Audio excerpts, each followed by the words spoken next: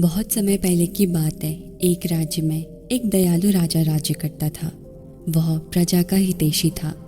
प्रजा का हित उसके लिए सर्वोपरि था।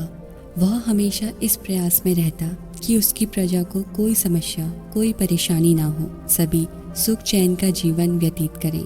उसके शासन में प्रजा प्रसन्न और सुख से जीवन व्यतीत कर रही थी। राजा प्रायः वेश बदलकर राज्य भ्रमण पर निकलता और प्रजा की स्थिति के बारे में पता करता। यदि उसे पता चलता कि प्रजा किसी प्रकार के कष्ट में है तो वह उन कष्टों को दूर करने का प्रयास करता। एक बार वह इसी प्रकार वेश बदलकर राज्य भ्रमण पर निकला। भ्रमण करते करते वह एक जंगल से गुजरा और रास्ता भटक गया। उसके सैनिक पीछे छूट गए और वह अकेला रह गया। रास्ता ढूंढता हुआ वह एक स्थान पर पहुंचा। उसने देखा कि वहाँ एक कुटिया बनी हुई है।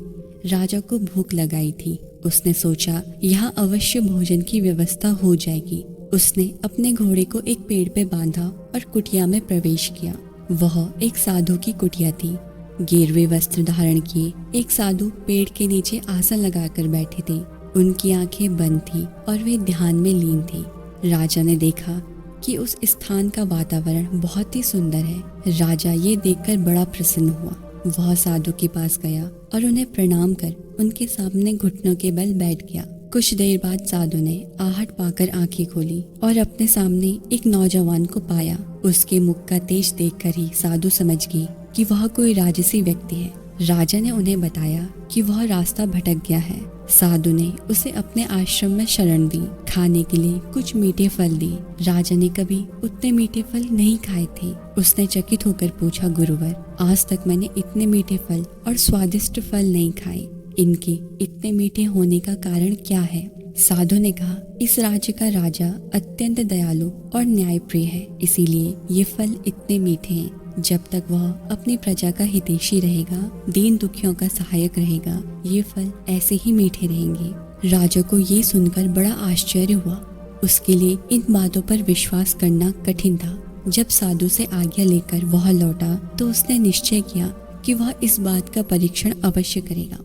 उसे अपने सैनिक मिल गए जो जंगल में उसे ढूंढ रहे थे और वह अपने राज्य वापस लौट गया। वापस लौटने के बाद उसने प्रजा पर जुल्म ढाने शुरू कर दी। उसने किसानों का लगान बढ़ा दिया और प्रजा पर नाना प्रकार के कर लगा दिए।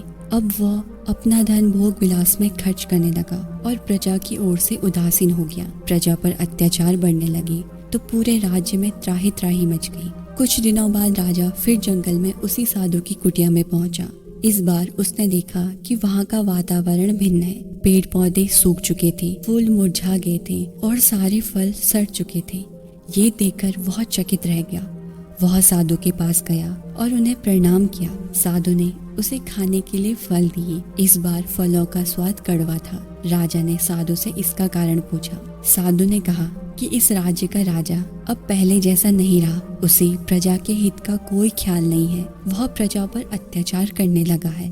उसके प्रति प्रजा के मन में कड़वाहट बस गई है, इसीलिए इन फलों का स्वाद कड़वा है। राजा साधु की कुटिया से अपने राज्य लौट आया। उसे साधु की बात समझ आ गई थी। अगले दिन से वह फिर से अपनी प्रजा का ध्यान रखने लगा। उसके बदलते ही फिर से प्रकृति ने अपना रंग बदला और वो फिर से हरी भरी हो गई। दोस्तों, हम जैसा कर्म करेंगे वैसे ही हमें फल मिलेगा। यदि अच्छे कर्म करोगी तो अच्छा फल मिलेगा, बुरे कर्म करोगे तो बुरा। यदि हम किसी को कड़वाहट देंगी तो बदले में हमारे जीवन में भी कड़वाहट घुल जाएगी। इसीलिए हमेशा सबका भला करें तो ही आपका भला होगा।